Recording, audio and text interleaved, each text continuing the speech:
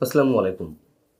বাংলাদেশের নির্বাচন নিয়ে যে জিনিসটি খেয়াল করা যাচ্ছে, গত বেশ কয়েকদিন ধরে ভারতের পক্ষ থেকে কোনো বিষয়েই আনুষ্ঠানিক কোনো বক্তব্য পাওয়া যাচ্ছে না। এমনকি বাংলাদেশ সরকারের পক্ষ থেকে বা নির্বাচন কমিশনের পক্ষ থেকে ত্রয়োদশ জাতীয় সংসদ নির্বাচন উপলক্ষে বিভিন্ন রাষ্ট্রের কাছে, বিভিন্ন দেশের কাছে যে পর্যবেক্ষকদের পাঠানোর জন্য আহ্বান জানানো হয়েছে। পর্যবেক্ষকদের মানে বিদেশি পর্যবেক্ষকদের আমন্ত্রণ জানানো হয়েছে নির্বাচন পর্যবেক্ষণের জন্য। সেই সব দেশের মধ্যে এখনো পর্যন্ত 11টি দেশ তাদের কোনো পর্যবেক্ষকের নাম এখনো পর্যন্ত পাঠায়নি, এবং নিঃসন্দেহে এর মধ্যে ভারত রয়েছে। ভারত ছাড়া যে রাষ্ট্রগুলো রয়েছে তা হচ্ছে নেপাল, অস্ট্রেলিয়া, ব্রাজিল, কানাডা, মিশর, ফ্রান্স, কুয়েত, মরক্কো, নাইজেরিয়া এবং রোমানিয়া। এই দেশগুলোর পক্ষ থেকে বাংলাদেশ থেকে যে আমন্ত্রণপত্র গেছে তার কোনো জবাব এখনো পর্যন্ত দেয়া হয়নি। অর্থাৎ 12 তারিখের যে নির্বাচন অনুষ্ঠান হওয়ার সম্ভাবনা রয়েছে, সেই নির্বাচন পর্যবেক্ষণ করতে ভারত সরকারের পক্ষ থেকে আদৌ কোনো প্রতিনিধি পাঠানো হবে কি না তা এখনো নিশ্চিত নয়। এটি ভারতেরই বিভিন্ন গণমাধ্যম বলছে। তাহলে আসলে বিষয়টি কি অর্থ দাঁড়ায় এর? বিষয়টি কি এমন যে ইউনূস সরকারের অধীনের কোনো কিছুকেই ভারত সমর্থন দেবে না, এবং সেই ধারাবাহিকতায় ডক্টর ইউনূস সরকারের অধীনে যে নির্বাচন অনুষ্ঠিত হওয়ার সম্ভাবনা রয়েছে সেই নির্বাচনকেও তারা স্বীকৃতি দিতে চায় না? কিন্তু প্রশ্ন হচ্ছে, ভারত তো বলেই দিয়েছে যে পরবর্তী যে নির্বাচিত সরকার আসবে সেই সরকারের সাথে তারা কাজ করতে প্রস্তুত। যদি তাই হয় তাহলে নির্বাচনকে স্বীকৃতি দেবে না কেন? নাকি এখনো ভারত বোঝার চেষ্টা করছে যে এই নির্বাচন আদৌ হয় কিনা সে সম্পর্কে নিশ্চিত হওয়ার? অথবা ভারত এখনো পর্যন্ত তার কৌশলটি অ্যাপ্লাই করার চেষ্টা করছে কিনা বা কৌশলে সফল হওয়ার চেষ্টা করছে কিনা? তারা যে বারবার অন্তর্ভুক্তিমূলক বা ইনক্লুসিভ নির্বাচনের কথা বলে আসছে সেই বিষয়টি তারা নিশ্চিত করতে পারে কিনা?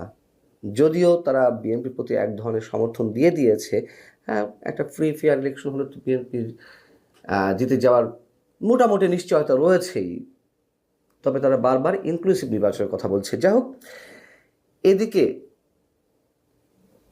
সজীব ওয়াজেদ জয়ের প্রকাশ্যে একটি অনুষ্ঠানে, কলকাতার একটি অনুষ্ঠানে বক্তব্য দেওয়ার কথা রয়েছে ভার্চুয়ালি সংযুক্তির মাধ্যমে, এবং সবচেয়ে সিগনিফিক্যান্ট যে বিষয়টি সেটি হচ্ছে তিনি সোমবার যেই অনুষ্ঠানে ভার্চুয়ালি বক্তব্য দিবেন সেখানে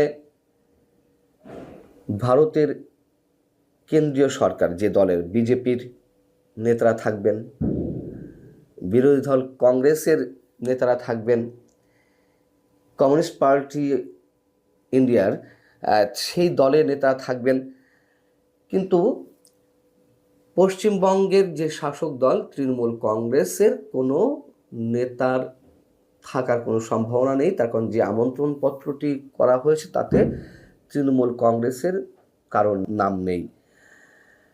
এবং ভারতীয় গণমাধ্যম, এমনকি আমাদেরও কোনো কোনো গণমাধ্যম যেটি বলছে যে বাংলাদেশকে ঘিরে আঞ্চলিক রাজনীতি, গণতন্ত্র এবং ভবিষ্যৎ দিক নির্দেশনা নিয়ে সজীব ওয়াজেদ জয় গুরুত্বপূর্ণ বক্তব্য দিবেন, এবং তিনি যে বার্তা দিবেন তা বাংলাদেশ ও দক্ষিণ এশিয়ার রাজনীতিতে সুদূর প্রসারী প্রভাব পড়তে পারে।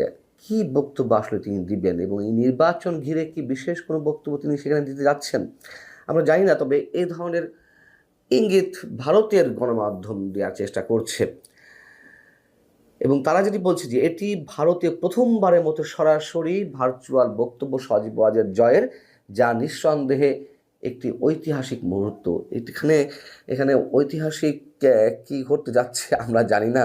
যাই হোক, এর আগে এর আগে দিল্লিতে একটি সংবাদ সম্মেলনে সাবেক প্রধানমন্ত্রী শেখ হাসিনার একটি অডিও বার্তা বাজিয়ে শোনানো হয়েছিল, সেটি নিয়ে বাংলাদেশ সরকারের পক্ষ থেকে কড়া প্রতিক্রিয়া দেওয়া হয়েছিল, কিন্তু ভারত তাতেও কোনো ধরনের কোনো কর্ণপাত করেনি। বিজেপি, কংগ্রেস, সিপিএমে যারা উপস্থিত থাকবেন সজীব ওয়াজেদ জয়ের ওই প্রোগ্রামে, তাদের নামগুলো একটু জানিয়ে দিই, যে নামগুলো এখনো পর্যন্ত জানা গেছে: বিজেপি নেতা এবং সাবেক সংসদ সদস্য স্বপন দাশগুপ্ত, বিজেপির নেতা ডক্টর পঙ্কজ রায়, সিপিএমের সাইরা শাহ আলম এবং কংগ্রেসের রুহান মিত্র। এর পাশাপাশি থাকবেন ভারতের আরও বিভিন্ন রাজনৈতিক দলের প্রতিনিধিরা, বুদ্ধিজীবী, শিল্পী, সাহিত্যিক, সাংবাদিক সহ বিভিন্ন পেশাজীবী সামাজিক সংগঠনের প্রতিনিধিরা। আর যে বিষয়টি জানা গেছে যে অনুষ্ঠানটি কী নিয়ে, তা হচ্ছে যতদূর জানা গেছে অতি সাম্প্রতিক সময়ে 5 আগস্ট গণ অভ্যুত্থানের দিনটিতে গণভবনে কী ধরনের সিনারিও ছিল, কী ঘটছিল তা নিয়ে অনুসন্ধানীমূলক লেখা সংবলিত একটি বই প্রকাশিত হয়েছে।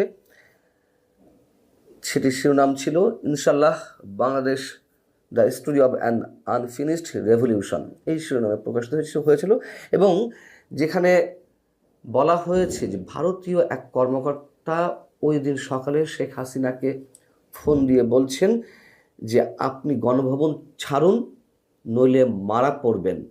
দেশ না ছাড়তে পারলেও অন্তত ক্যান্টনমেন্টে গিয়ে আশ্রয় নিন। কিন্তু শেখ হাসিনা তিনি নাকি ধরেছিলেন, না, তিনি দেশ ছেড়ে কোথাও যাবেন না।